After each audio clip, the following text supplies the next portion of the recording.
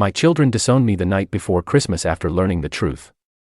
A year had passed since my husband, Richard, left this world, and with each day, the silence in our old home seemed to grow louder. The creak of the wooden floors beneath my steps, the hum of the refrigerator, and the occasional rustle of leaves against the windows were my only companions. Richard and I had shared this house for over 3 decades, filling it with laughter, arguments, and the comforting chaos of raising 2 children. Now, it felt like a hollow shell, far too large for one person, too distant from the lives my children had built for themselves. My son, David, and my daughter, Caroline, both had families of their own, thriving in cities miles away. Visits were rare, and while their calls were frequent, they couldn't bridge the gap of physical absence. When they did visit, their presence lit up the house, if only temporarily. David's booming laughter as he played with his children and Caroline's chatter about her latest projects brought life back into these walls. But their departures left an even greater void. I would stand in the doorway, watching their cars disappear down the driveway, clutching onto the fleeting warmth they left behind. The loneliness was a constant companion, one I struggled to shake.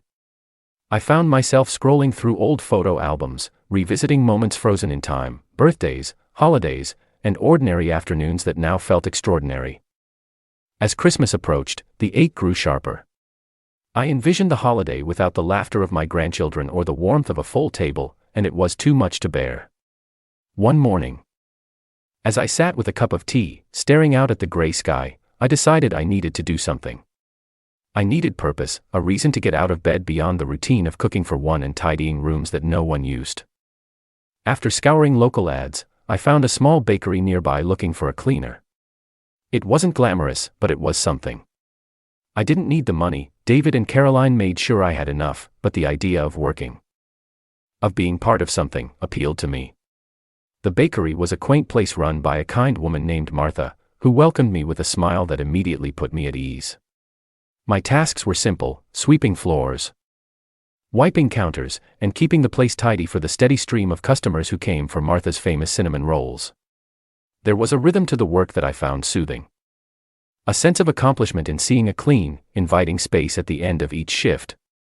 I began to look forward to my mornings at the bakery. Martha would chat with me during breaks, sharing snippets of her life and the stories behind the recipes she had perfected over the years.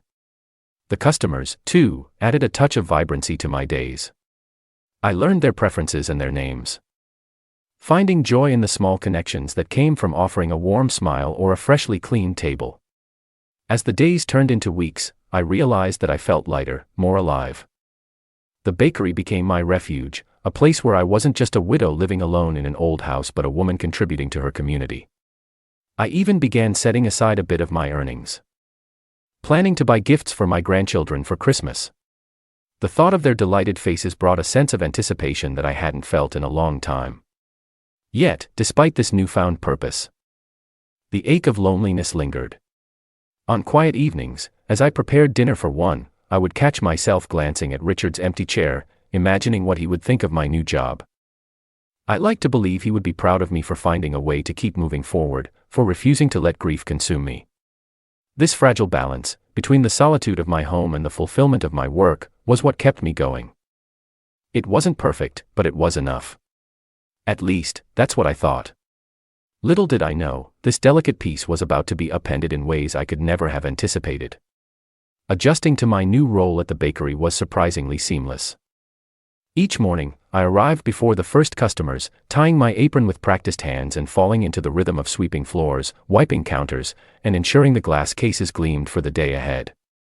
The scent of freshly baked bread and cinnamon rolls filled the air, a comforting backdrop to my work. Martha, the owner, often paused to chat with me during breaks, sharing stories about her own family or laughing over the small quirks of our regular customers. My co-workers, a small but kind-hearted team, treated me like one of their own, their easy camaraderie making even the busiest days enjoyable. For the first time in months, I felt a sense of purpose. It wasn't about the modest paycheck, though earning my own money gave me a quiet pride. It was about being part of something bigger than myself, about contributing in a way that kept the loneliness at bay.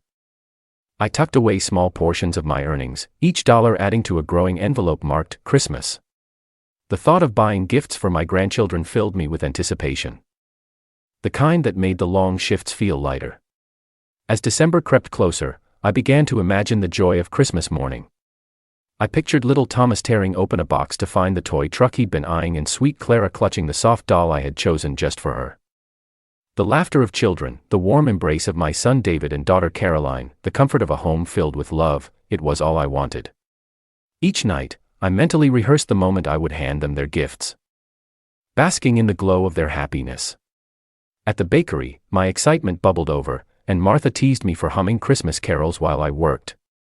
The festive decorations around the shop only deepened my anticipation. For the first time in what felt like forever, I had something tangible to look forward to. Christmas would be a time to reconnect with my family, to fill the silence of my home with the sounds of love and celebration. The thought kept me going, a beacon of hope as I poured myself into my work. Little did I know, the festive dreams I cherished so deeply were about to be met with an unexpected storm. The morning before Christmas started like any other, with the quiet hum of the heater and the soft creak of the old floorboards under my feet. As I sat by the kitchen window sipping my tea, I imagined how the next day would unfold. David's booming laughter would fill the room, Caroline's voice would carry over the din as she helped me with the finishing touches on dinner. And the grandchildren would race around the tree, their excitement infectious. It would be a day of love, warmth, and togetherness, a balm for the loneliness that often settled into the corners of this big, empty house.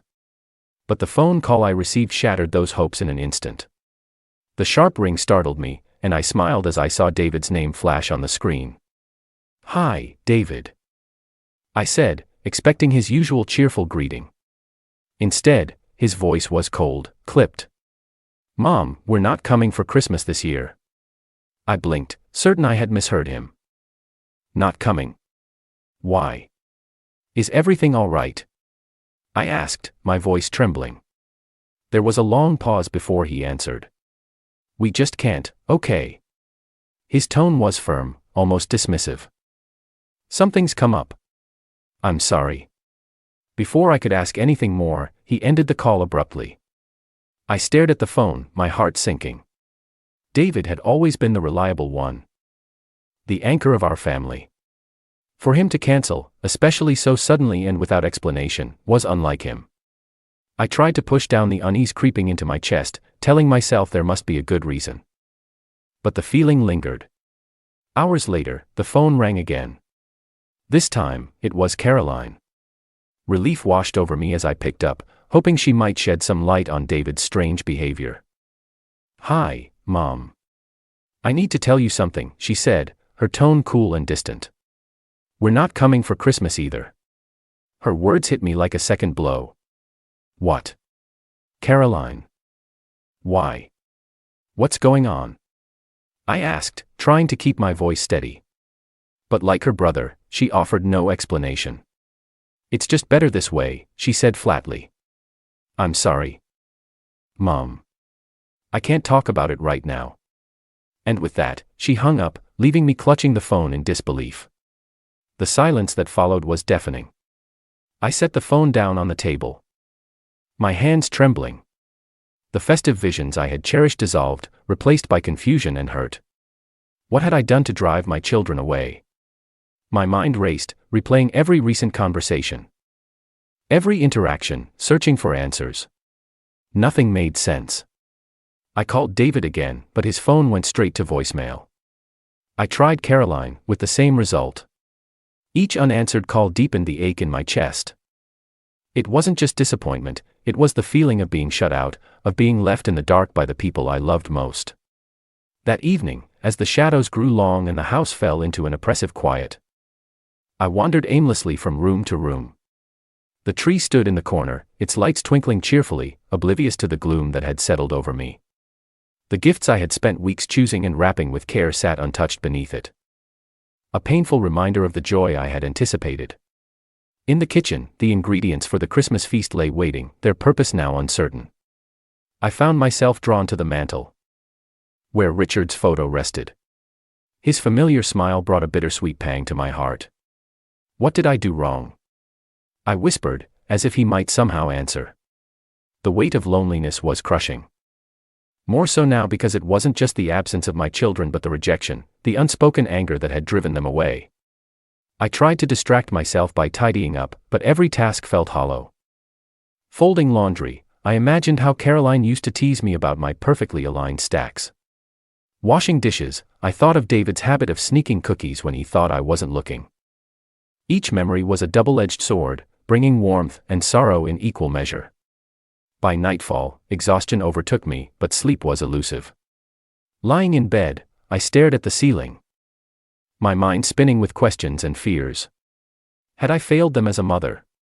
Was there something I had done or said that had driven this wedge between us? Or was it something deeper? Something I couldn't even begin to understand. The hours stretched on, each one heavier than the last. The thought of waking up on Christmas morning to an empty house, to silence where there should have been laughter, was almost too much to bear. Yet, beneath the sadness, there was a flicker of resolve. If this was to be my Christmas, I would face it with grace. I would not let the pain of this moment define the memories of the holidays I had shared with Richard and our children.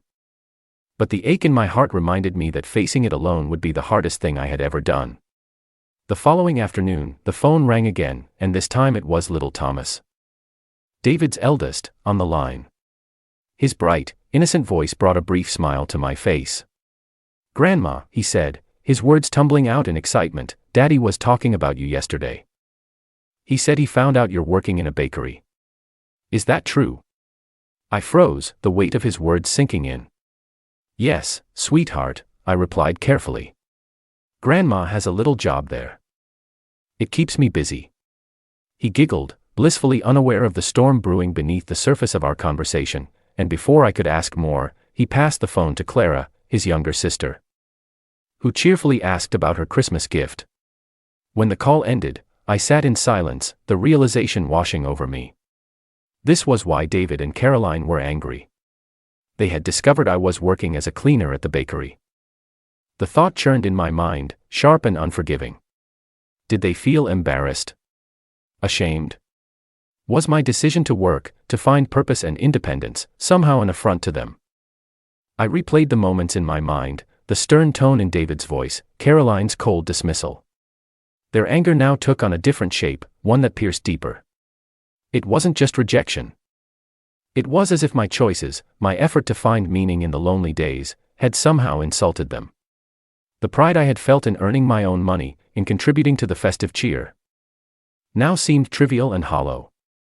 That evening, I paced the house, the questions swirling in my mind. Had I failed them in some way, made them believe I was incapable of making my own decisions? Or worse, had I unintentionally planted a seed of shame in their hearts, simply because I chose to work instead of leaning entirely on them? The pain was almost unbearable. As night fell, the house felt colder, emptier. I sat by the window, staring out at the faint glow of Christmas lights from neighboring houses. The warmth and laughter I had imagined for this season now felt like a distant dream. My children's disapproval hung over me like a cloud, heavy and unrelenting. I thought about Richard, wishing he were there to offer his calm reassurance. He would have known what to say, how to bridge the growing chasm between me and our children.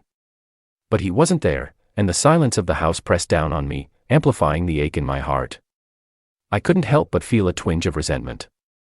Was my decision to work so terrible? I had taken the job not out of necessity. David and Caroline had made sure I was financially secure, but out of a need for purpose, for something to fill the void left by Richard's absence and the loneliness of an empty house. Did they not see that?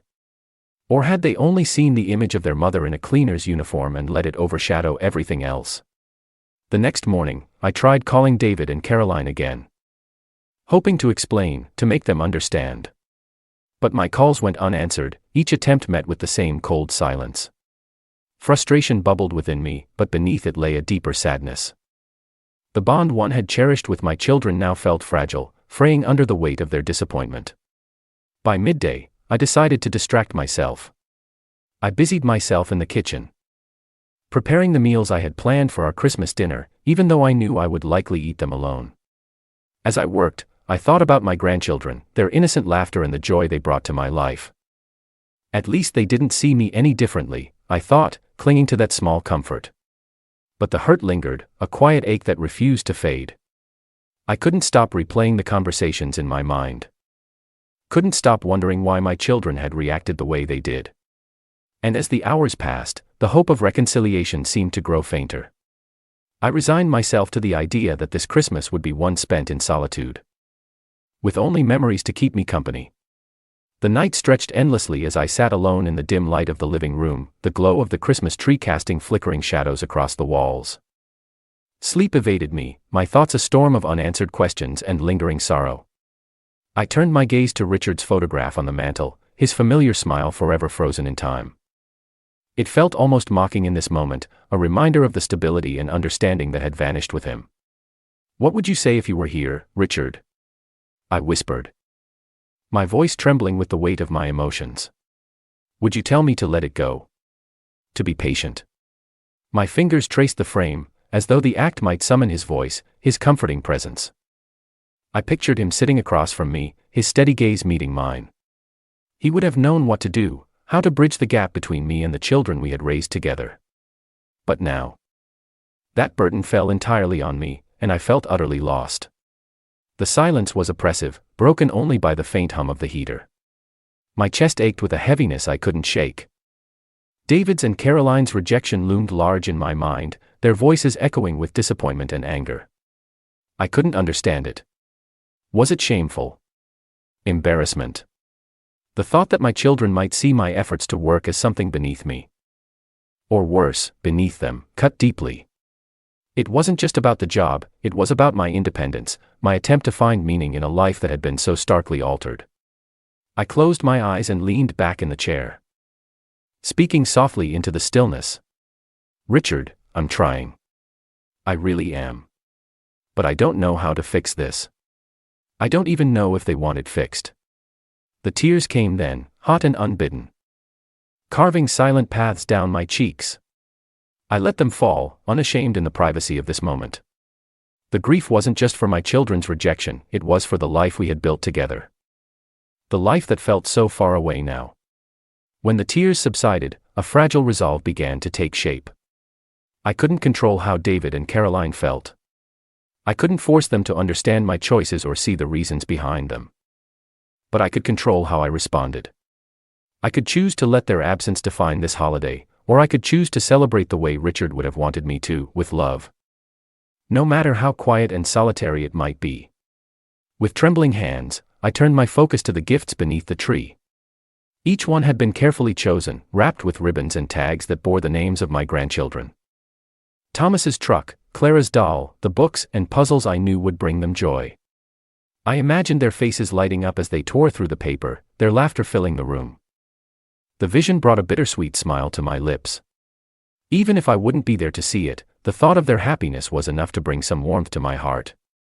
The next morning, I woke early, the weight of the night's emotions still lingering but tempered by the decision I had made. I prepared a simple breakfast and set the table for one, refusing to let the day slip into despair. The house, though quiet, held a sense of purpose as I moved through it, placing the gifts in a neat pile by the door, ready to be sent to my grandchildren. The festive decorations, the twinkling lights, the garlands, the centerpiece I had arranged with care, reminded me that this was still Christmas, no matter how different it felt. As the day unfolded, I allowed myself moments of reflection. Moments of grief, but also moments of gratitude. For the memories I had with Richard, for the love I still felt for my children despite our distance, for the simple act of being able to give. Even in small ways. It wasn't the Christmas I had envisioned, but it was one I could face with quiet strength. That evening, as the last light of the day faded into the glow of the tree, I sat once more by the mantel. "Merry Christmas, Richard," I whispered, placing a hand over his photograph. "I hope I'm doing this the way you would have wanted." And in that moment, amidst the solitude, I felt a flicker of peace, a reminder that love endures, even when it feels so far away. The house was quiet, save for the soft hum of the heater and the occasional creak of the old wooden floors. I sat in the living room, staring at the faint glow of the Christmas tree. The day had passed in solitude, and though I had done my best to fill the hours with small acts of cheer, the weight of absence hung heavily in the air. As midnight approached, I prepared to retreat to bed when I heard it, the sound of car doors closing outside. For a moment, I thought I had imagined it. Then, through the frost-covered window, I saw headlights cutting through the darkness and familiar figures emerging. David, Caroline, and their families were here, unannounced, carrying bags that seemed to overflow with gifts. My breath caught as the front door opened, letting in a rush of cold air and a chorus of familiar voices. "Merry Christmas, Mom," David said, his voice warm but tinged with something heavier, something unspoken. Caroline followed, her arms laden with presents, her expression a mix of joy and apprehension.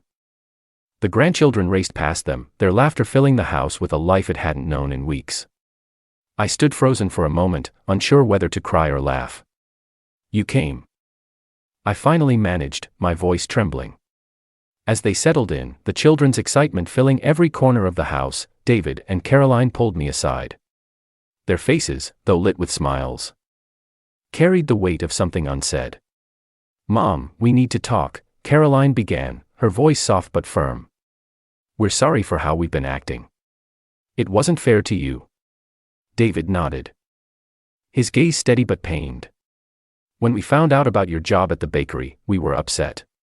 Not because of what you were doing, but because we felt like we'd failed you." Caroline continued, her words spilling out in a rush. "You shouldn't have to work at your age, Mom. We should have been there for you more, made sure you were taken care of. We were angry at ourselves. But instead of dealing with it, we took it out on you." Their words landed heavily, and for a moment, the room seemed to hold its breath. I felt a mix of relief and sorrow as their explanations unraveled the mystery of their anger, revealing it to be rooted not in shame but in guilt. I reached for their hands, squeezing them gently. "Oh, my dears, you didn't fail me," I said, my voice steady despite the emotions welling up inside. "I didn't take the job because I needed money. You've both made sure I'm comfortable, and I'm so grateful for that. But after your father passed, the house felt so empty. I needed something to fill the days. Something that gave me purpose. The bakery gave me that." They listened, their expressions softening as I spoke. "I wasn't trying to hide it from you," I continued. "I just didn't think it was a big deal. It brought me joy, and it made me feel like I was part of something again." David looked at me, his eyes glistening. "We should have asked instead of assuming. We should have trusted you to know what's best for yourself." Caroline nodded, her voice breaking. "We're sorry, Mom. We just didn't know how to handle it." As the conversation unfolded, the tension that had hung over us for weeks began to dissolve.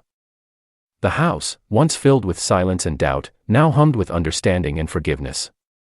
The grandchildren's laughter echoed from the living room, a reminder of the joy that Christmas was meant to bring. Later that night, as we sat together by the tree, I watched my family, my children, my grandchildren, and felt a warmth I hadn't known in a long time. The gifts I had prepared were finally unwrapped. Their contents met with delighted smiles and heartfelt thanks. But the greatest gift of all was the one we had given each other, the chance to reconnect, to heal, and to move forward together. It wasn't the Christmas I had envisioned, but in many ways, it was even better. It reminded me that love, though sometimes complicated, always finds a way back home.